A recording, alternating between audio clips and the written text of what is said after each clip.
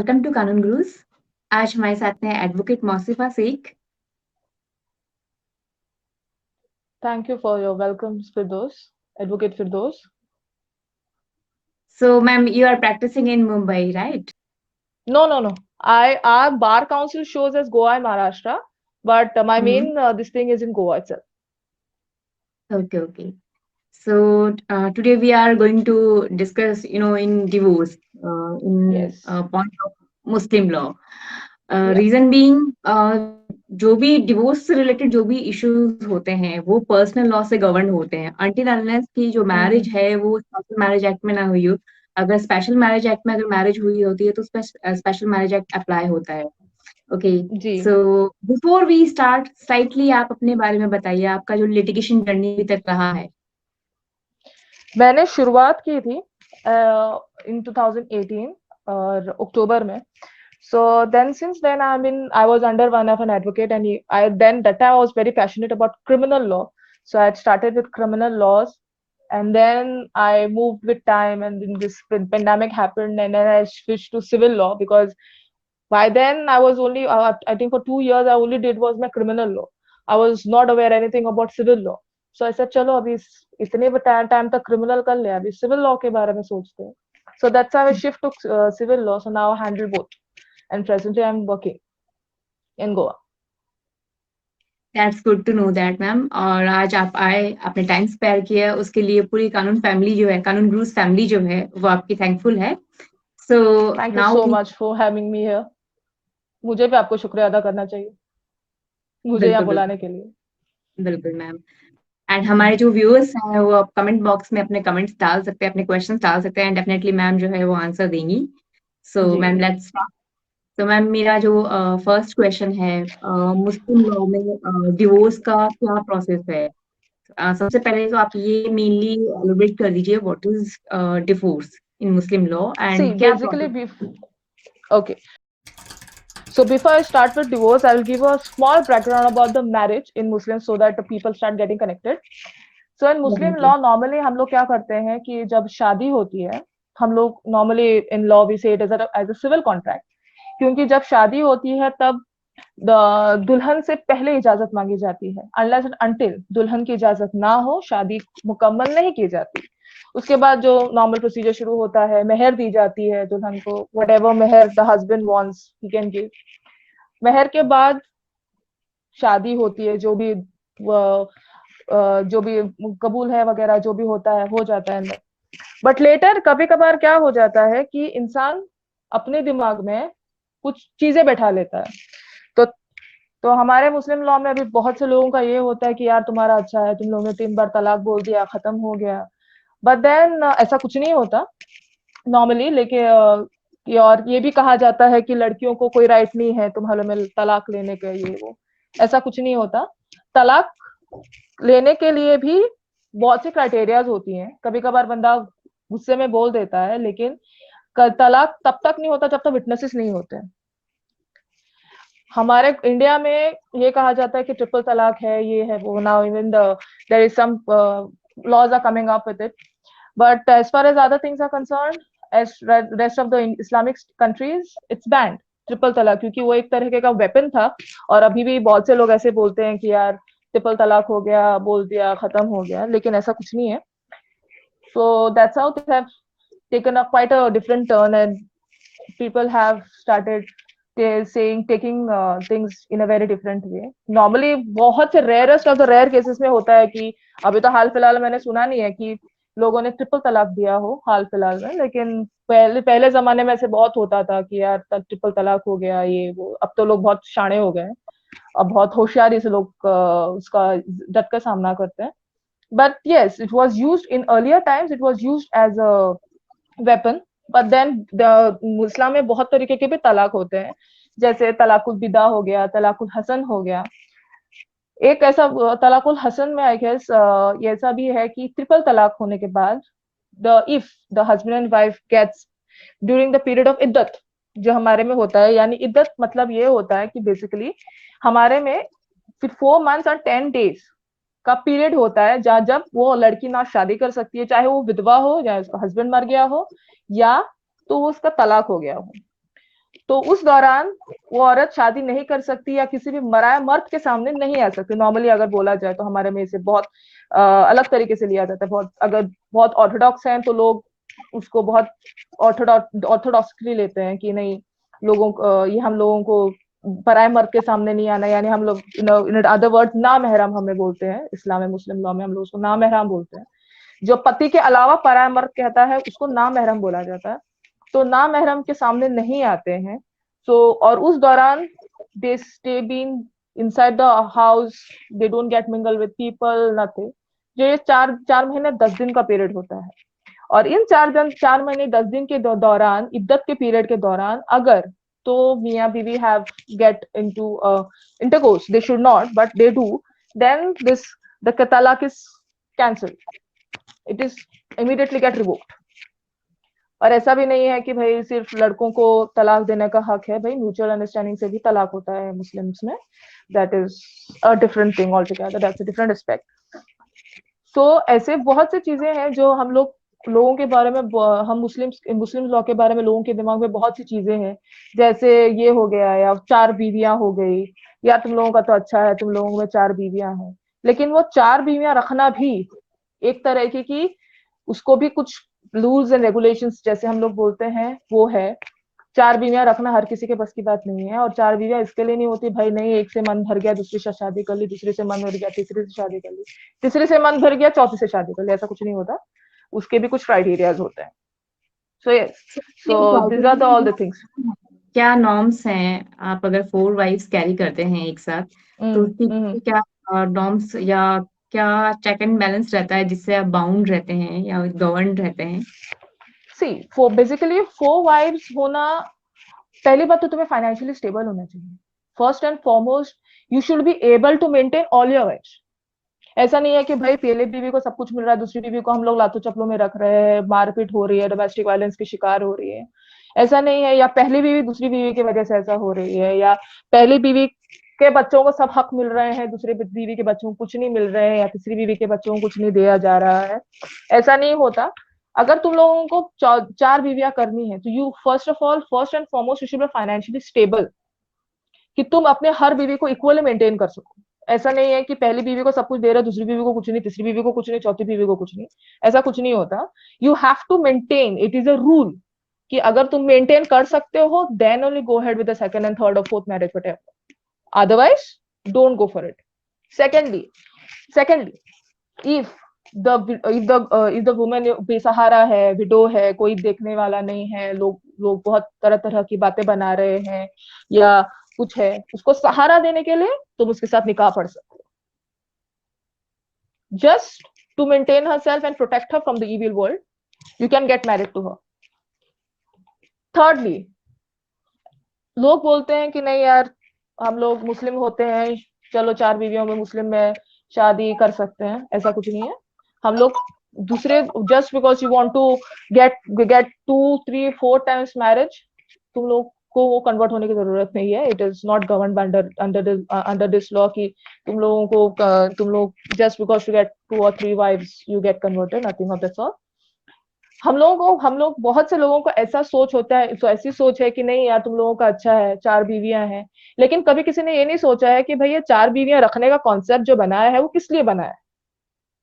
हमारे हुजूर की भी बीवियां थी, लेकिन उन्होंने अपने बीवियों को किस तरीके से रखा हुआ था किसी ने नहीं सोचा, कि भाई अपने बीवियों को भी हर हकूक देना होता है। जैसे हमारे कुरान शरीफ में भी है, जो बीवी का औदा होता है वो उसका औदा हम लोग दे सकते हैं या नहीं, जस्ट बिकॉज तुम लोगों को शादी नहीं करनी है या किसी को नीचा दिखाना है। y'all people mostly do get married because of that। ऐसा नहीं है कि भाई पहले बीवी से मन भर गया दूसरी से शादी कर ली, दूसरी से मन भर लिया तीसरी से शादी कर ली, तीसरी से मन भर गया चौथी से शादी कर ली। अब तुम चारों को मेंटेन नहीं कर सकते तो तुम्हारा 4 बीवियां रख के फायदा क्या है। तो अभी 4 बीवियों से मन भर गया तो 5वीं तो शादी तुम कर नहीं सकते, ऐसा है। सो तुम अगर तो बीवियों को मेंटेन कर सकते हो, उनको इक्वल राइट्स दिला सकते हो सोसाइटी में, तुम अपने बच्चों को लेजिटिमेट कहला सकते हो, लेजिटिमेट अगर कहलाना है, then only you can get married। unless if you can't do this, please don't get married 4 times marriage or second time marriage। I am personally against getting 2 times married because it is the worst sin of for a wife to go ahead with that। So basically अगर तुम लोग maintain कर सकते हो, और अगर तुम्हारी बीवियां ऐसा है कि नहीं ठीक है, टॉकिंग टर्म्स में है, तुम लोगों के लिए कंफ्यूजन है, बवाल नहीं मच रहा है, और तुम सहारा देने के लिए शादी कर रहे हो, देन ठीक है। थर्डली फोर्थली, अगर तुम्हारी बीवी तुमको बच्चा ना दे सके, यानी वो बैरन है, और यू और उसकी इजाजत से तुम दूसरी निकाह पढ़ सकते हो, just for the child. There are many cases, क्योंकि बहुत से लोग ऐसे होते हैं कि पहली बीवी से बच्चा नहीं होता तो वो दूसरी शादी कर लेते हैं, और both the wives stay very nicely. And ऐसे इस बारे में बहुत से सीरियल्स भी आ चुके हैं इनफैक्ट। और basically in reality also many people do that. अगर तुम बच्चे नहीं दे सकते, अगर तुम बैरन हो, तुम बच्चे नहीं हो सकते, then people do sometimes earlier age to of second marriage. अब तो बहुत से तरीके आ गए हैं to have a baby. Definitely ma'am. So before come to the जो दो टाइप्स है, हसन और हसन, उससे पहले हम डिस्कस करते हैं कि टाइप्स ऑफ जो डिवोर्स हैं, कितने टाइप्स हैं डिवोर्स के इन अ मुस्लिम लॉ, उसके बारे में पुट अ थ्रो लाइट अच्छे से। There are 3-4 types of divorces. Even we have mutual divorces also in our this thing in our religion. पहली बात तो तलाक की classification of talaq.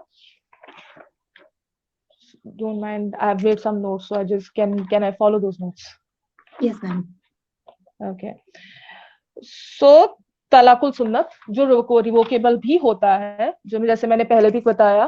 सो तलाकुल सुन्नत में कि हम लोग अगर इद्दत के पीरियड के दौरान husband and wife cohabitates, then the divorce is revocable, the talaq normally. फिर आता है एहसान। तलाकुल सुन्नत के अंडर ही आता है एहसान। First, it is possible revoking, you can revoke. Secondly, वो एक ही बार बोला जाता है, क्योंकि नॉर्मली हम लोग बोलते हैं कि ऐसे बहुत से लोगों का ऐसा भी होता है कि नहीं 3 बार ही तलाक बोलना चाहिए, ऐसा नहीं होता। अगर बंदे ने एक बार तलाक बोल दिया है, 1 महीने बाद दूसरी बार तलाक बोल दिया, और 1 महीने बाद तीसरी बार तलाक बोल दिया, 3 तलाक हो चुके हैं। तो अभी तो फिलहाल के लिए ऐसे बहुत से लॉज आ चुके हैं, डिसोल्यूशन ऑफ मैरिज हो गया, या जिसमें बहुत से लोग ऐसे हो गए जो जो अभी शरीयत के हम लोग को के पर्सनल लॉ से गवर्न भी है, लेकिन उसके अलावा भी डिसोल्यूशन ऑफ मैरिज एक्ट आया है, जिसके दौरान husband has to maintain his wife. There are many cases also which has been registered. जैसे बहुत से लैंडमार्क जजमेंट्स भी हैं। तलाकुल हसन जो हो गया, जो प्रॉपर भी कहा जाता है, वो 3 बार एक साथ में जो हस्बैंड बोलता है तलाक तलाक, मैं तुम्हें तलाक देता हूँ। जैसे हम कबूल है 3 बार बोलते हैं, बीवी 1 बार बोलती है लेकिन शौहर 3 बार बोलता है, वैसे ही शौहर 3 बार तलाक बोलता है इन कंटिन्यूस वे। और तलाकुल बिद्दत जो बहुत ही सिंफुल है, दिस अप्रोप्रिएट वे है ऑफ तलाक का। और शिया लॉ में ये, और बेसिकली ये सारी चीजें सिर्फ सुन्नी लॉ में है। We are divided in 2 sects, Shia law and Sunni law. So Sunni law में ये सारी चीजें, सुन्नी लॉ में तलाकुल बिद्दत नहीं होता है, ये सिर्फ सुन्नी लॉ में माना जाता है। इसके अंडर भी बहुत से केस लॉज है। I will mention the case laws. Syed Rashid Ahmad Khan Rashid Ahmad versus Anisa Khatoon, ये बहुत पुराना, ये प्रीवी काउंसिल यानी ब्रिटिश के जमाने की केस है ये, जिसमें भी यही हुआ था। नॉर्मली एक और नॉर्मली लोग तलाकनामा भी भेजते हैं, जो this is kind of a divorce papers, जैसे डिवोर्स पेपर्स हम लोग लॉ में भेजते हैं, वो लोग तलाकनामा भी भेजा जाता है।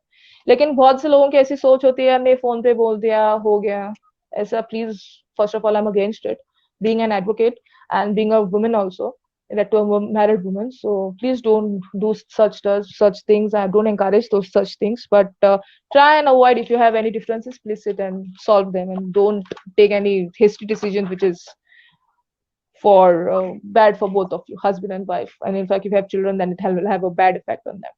उसके अलावा कंस्ट्रक्टिव डिवोर्स भी होता है, इला एंड जिहर। इला is normally a way of vow of continence, जहाँ पे अगर तो हस्बैंड ने बोल दिया कि, या प्रॉमिस लिया या कसम खाई, जैसे नॉर्मली हम लोग बोलते हैं कि यार मैं कोई सेक्सुअल मतलब I will not have any sexual relationship with my wife for some period, then it is made that he had made इला, जो बोलते हैं वाव ऑफ कंटिनेंस। अगर तो ये सब हुआ, अगर तो हस्बैंड ने बोला कि नहीं भाई मैं 2 महीना 2 महीने नहीं कुछ अपनी बीवी के साथ रिलेशन रखूंगा, या I will not have any sexual relationship with her for a certain period, like चाहे 2 महीने हो गए, 3 महीने हो गए, then automatically the marriage gets dissolve, क्योंकि तुम्हारे बीच में मियाँ बीवी का ऐसा कोई मियाँ बीवी या शौहर बीवी का कोई रिश्ता ही नहीं है, तो इसका कुछ ये नहीं है।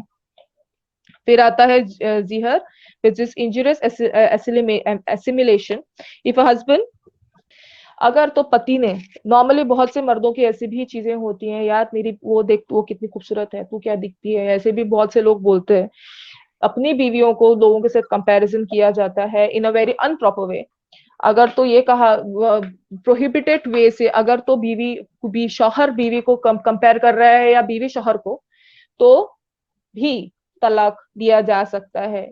अगर तो उसमें बीवी मना कर सकती है, भाई मेरे से, मुझे तुमसे कोई रिश्ता नहीं रखना है, तुम you can have an, you can go ahead with the divorce for that also. लेकिन तलाकुल तफवीज भी होता है, जिसमें तब तलाकुल तफवीज में ये होता है कि जो नॉर्मली हस्बैंड का एजेंट होता है, Muslim, I will read this out for you.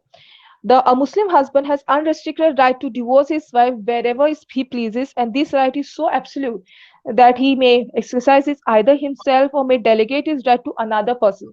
A Muslim husband, उसको ये बोला जाता है कि अनरेस्ट्रिक्टेड राइट होता है मुस्लिम हस्बैंड के पास कि वो अपने, वो चाहे, वो जब चाहे तब तलाक दे सकता है।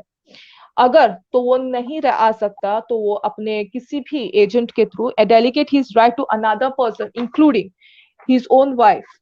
Divorce by such other person who acts an agent of husband under the authority is called talaq पे तफवीज। ऐसा नहीं है कि हमारे मजहब में तलाक विद म्यूचुअल कंसेंट नहीं होता है, तलाक विद म्यूचुअल कंसेंट भी होता है, जिसे जो 2 तरीके के होते हैं, एक खुला होता है और एक मुबारत होता है। Mubarat is normally you enter into and it's kind of दोनों तरफ से ये होता है कि बाबा ठीक है, ये है, ऐसा ऐसा है, जो हम लोग नॉर्मली एडवोकेट के सामने, या नॉर्मली ये चीजें एडवोकेट के सामने की जाती हैं। और खुला हम लोग भी दोनों तरीके, ये औरत लेती है जमात की तरफ से। I So hope I ma'am, am able to explain. करती है, so is there any rule कि उसे अपने राइट्स जो हैं वो छोड़ने पड़ेंगे अगर ऑफर जो वाइफ की तरफ से होता है विच इज खुला, तो खुला में क्या राइट्स छोड़ने का कॉन्सेप्ट है? मेरे हिसाब से तो ऐसा कोई कॉन्सेप्ट नहीं है, क्योंकि क्योंकि अगर बच्चे हैं तो उनको बाप के, अब इसमें ऐसे, क्योंकि we the thing with our law is we are govern by our own law, that is a shariat law. Even court doesn't exercise his own delicates कि नहीं यार ये है।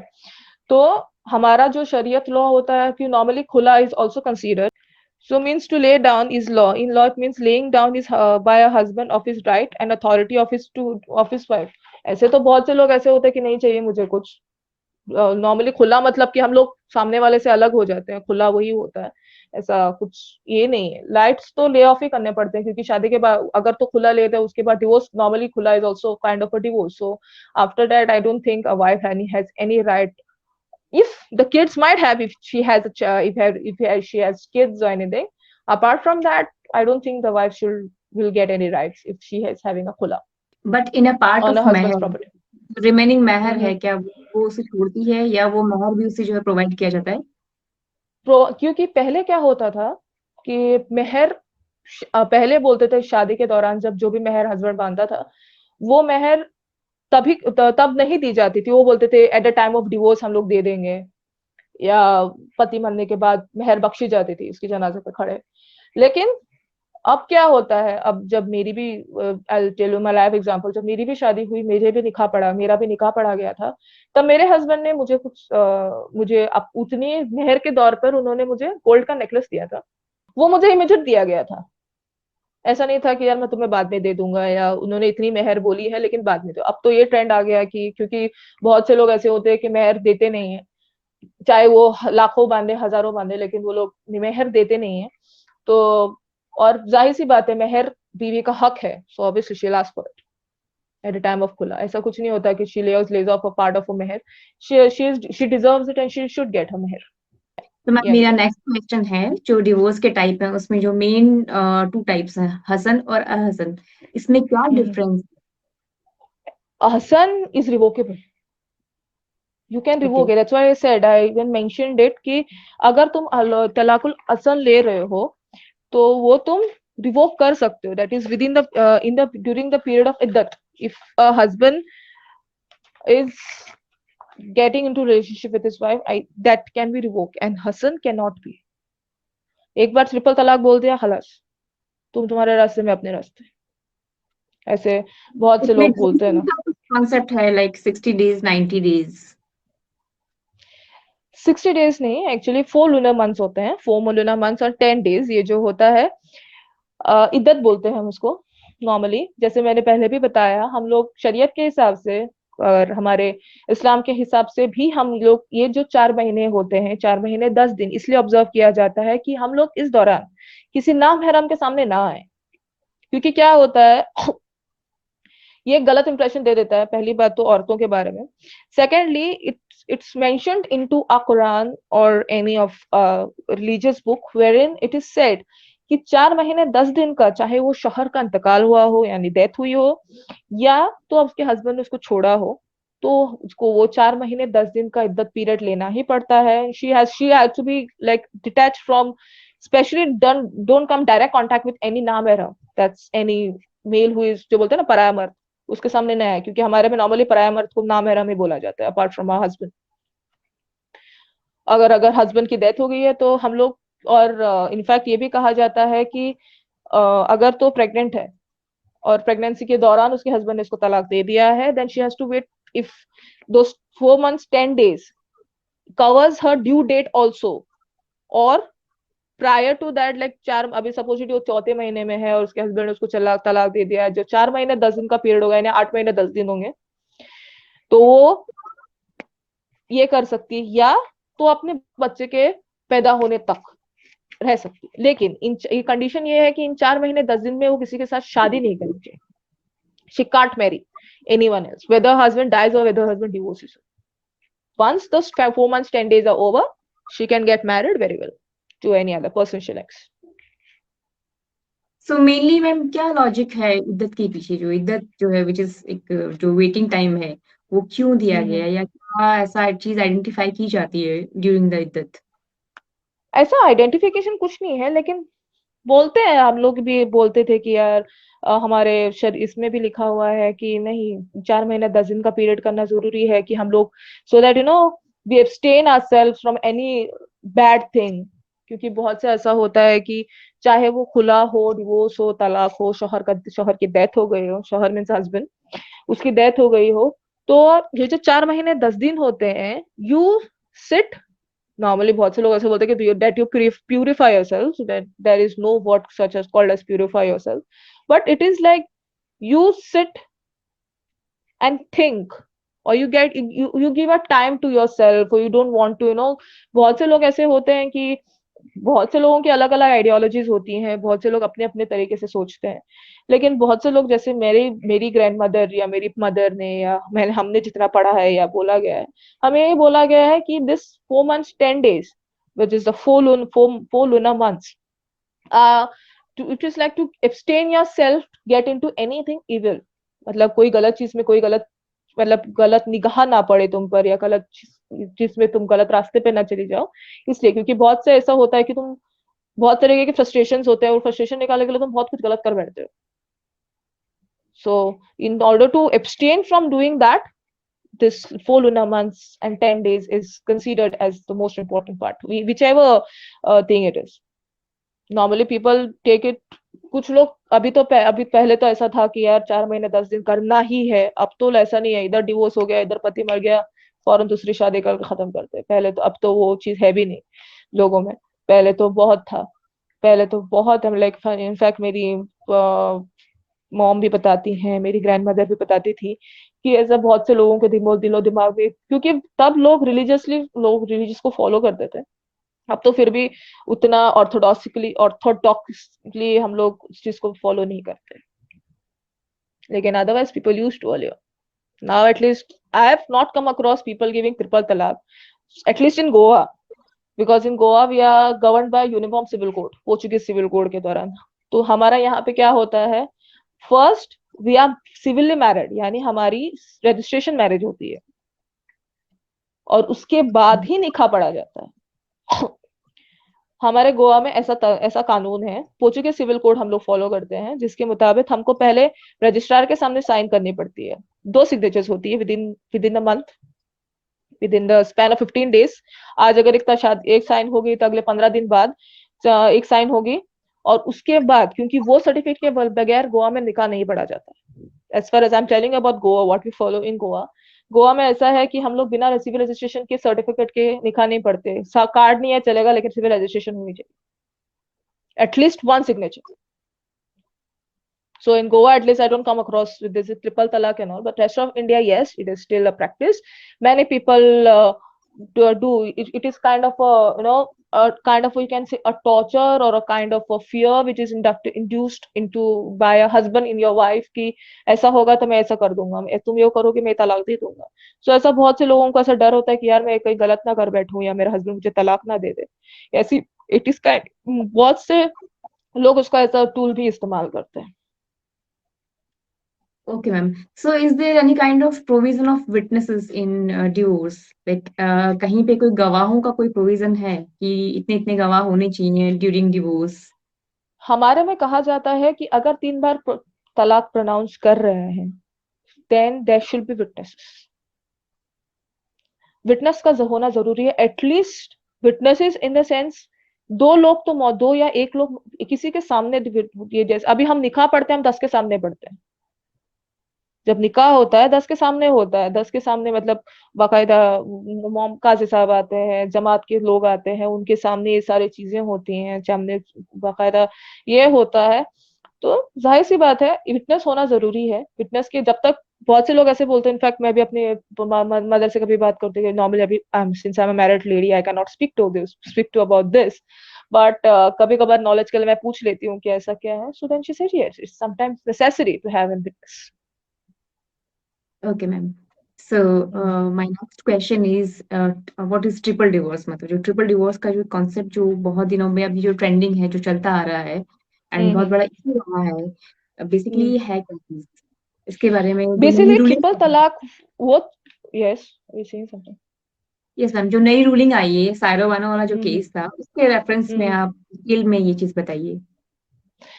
नॉर्मली ये जो केस, नॉर्मली ट्रिपल तलाक वो चीज है, यानी एक सांस में अगर हस्बैंड 3 बार तलाक बोल दे, मैं तुम्हें तलाक देता हूँ, तलाक तलाक तलाक 3 बार बोल दे, तो कहते हैं कि तलाक हो जाता है। इसको ट्रिपल तलाक बोलते हैं। साथ में 3 बार बोल दिया पति ने एक सांस में, एक्चुअली ऐसा बोलना नहीं चाहिए लेकिन बोल देते लोग। तो एक सांस में अगर ट्रिपल तलाक बोल दिया, और उसके बाद तो जाहिर सी बात है तलाक मतलब डिवोर्स हो गया। अब ये बहुत से लोगों के, मैंने बहुत से केसेस सुने थे पिछले कुछ साल 2 साल पहले, कि लोगों का ऐसा हो गया था कि वो ट्रेंड ही बन गया था। कोई पति फोन पे तलाक दे रहा है, तो कोई लिख के भेज रहा है, तो कोई कुछ और हो रहा है। तो ये सारी चीजें, जिसकी वजह से आई अग्री कि ये बहुत सेंसिटिव इशू है, क्योंकि बहुत से लोग ऐसे होते हैं कि अपने मतलब के लिए ये टूल यूज करते हैं। It's kind of a tool. कहा जाता है कि यार नहीं, तलाक देना है, इसके लिए मुझे, तुमने कुछ बोला, मुझे गुस्सा है, मैंने तलाक दे दिया, तुमने कुछ किया, मुझे गुस्सा है, मैंने तलाक दे दिया। ऐसा नहीं होना चाहिए नॉर्मली, लेकिन ऐसे बहुत से लोग, it is that's what I said, no, it is used kind is it used a tool, kind of a tool. ऐसे बहुत से लोग हैं मेरे पहचान में। I will give an example. I know a person, I hope I can give example. Yes ma'am. Hello, या आज वो बहुत से लोग ऐसे होते हैं, जो मैं भी बहुत से लोगों को जानती हूँ, मुस्लिम्स हैं, जिन्होंने अपनी ही बीवियों को, नॉर्मली शौहर है, अपनी ही बीवियों को उन्होंने ये कहा कि एक तरह का डर बैठा देते हैं दिल में कि अगर तू मेरी माँ को रिस्पेक्ट नहीं करोगे या मेरे घर वालों को रिस्पेक्ट नहीं करोगे, मैं तुम्हें तलाक दे दूंगा। तो वो एक तरह का डर बन जाता है एक बीवी के दिल में या दिमाग में, कि यार मैं तलाक होगा तो मैं क्या करूंगी। क्योंकि लड़के को कोई फर्क नहीं पड़ता, उसको डिवोर्स हो, तलाक हो, कुछ भी हो, एक लड़की को बहुत फर्क पड़ता है। Definitely ma'am. तो उसकी वजह से बहुत से लोग ऐसे होते हैं कि यार ट्रिपल, वो लोग इसी इसमें रहते हैं कि यार मेरे हस्बैंड के मुंह से ये तलाक निकला है। एक्चुअली बहुत से समझदार लोग भी हैं जो इन सब चीजों को यूज नहीं करते, they don't say all this. लेकिन बहुत से ऐसे लोग होते हैं जो बोलते हैं नहीं, मैं ये करूंगा, मैंने तलाक दे दिया, मैंने तलाक दे दिया है। So Saira, the Bano's case was the same thing. Husband had said thrice talaq, उसको 3 टाइम तलाक बोल दिया था और घर से बाहर निकाल दिया था, इफ आई कैन रिकलेक्टेड। जिसके बाद उसने ये पिटीशन डाली थी कि to consider, to declared triple talaq as unconstitutional, if I am not mistaken. So वही सब पूरा ये था. Actually it is unconstitutional against the rules, but then हमारे शरीयत के हिसाब से तो ट्रिपल तलाक के तो, और बहुत से लोग ऐसे हैं कि नहीं हम लोग शरीयत को फॉलो करते हैं, ऐसा है. But then apart from that, there is also a Dissolution of Marriage Act which was came in 1929, if I'm not mistaken about the year. Even under that, the wife can ask for, or even we are, and Saira Banu had that Banu case was like she had asked for maintenance under CRPC and she was granted by the Supreme Court of India. उसने maintenance की मांग की थी under CrPC. सो जिसकी जो उसको वो बहुत बड़ा लैंडमार्क जजमेंट है, जिसमें दो चीजें उसने मांगी थी. एक तो ट्रिपल तलाक को अनकॉन्स्टिट्यूशनल डिक्लेयर करो, दूसरा मुझे मेंटेनेंस. तो ट्रिपल तलाक तो शायद अनकॉन्स्टिट्यूशनल डिक्लेयर नहीं कर पाए थे उस टाइम पे, लेकिन उनको मेंटेनेंस ग्रांट की गई थी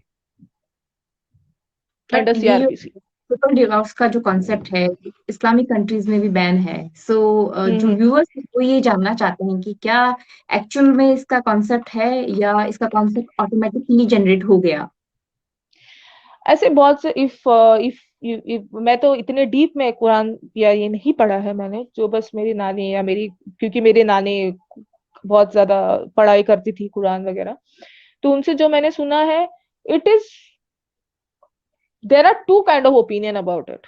सम पीपल से कि नहीं ऐसा है, इसके लिए चलता आ रहा है.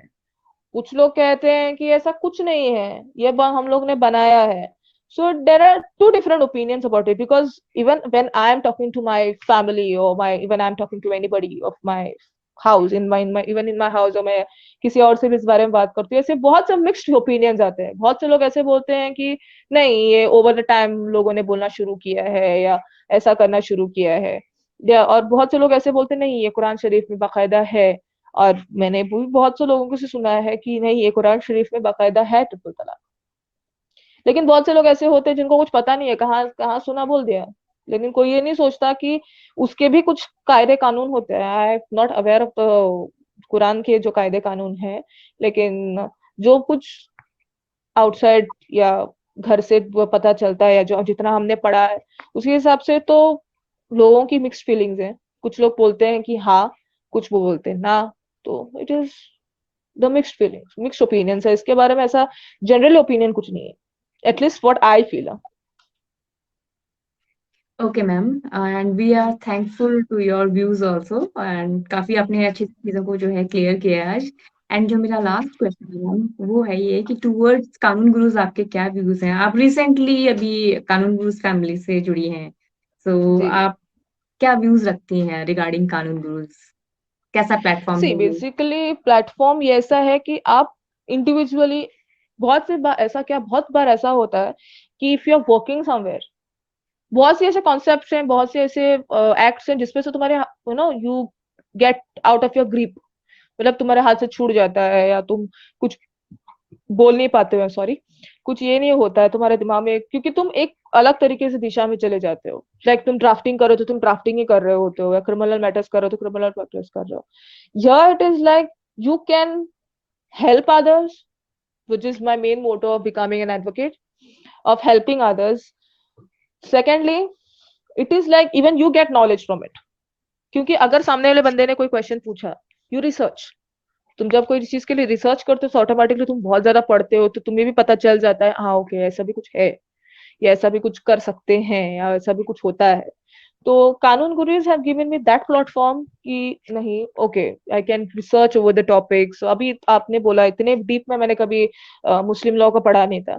इनफैक्ट हम मेरे पास टाइम भी नहीं था. I had hardly 48 hours. और there were some issues also in the house because there's a tragedy also in the house, not in my house but close to my family members. So वो सब चीजों के दौरान ये सारी चीजें करना थोड़ा मुश्किल था, but I hope I was able to justify the topic and I could answer whatever questions and not offend anybody. Yes, ma'am, definitely. And we are all thankful to you. And thank you so much for your words. Thank you so much for your time. Thank you so much for having me here, and it was a pleasure having. This is actually my first video interview. So thank you for giving me this opportunity.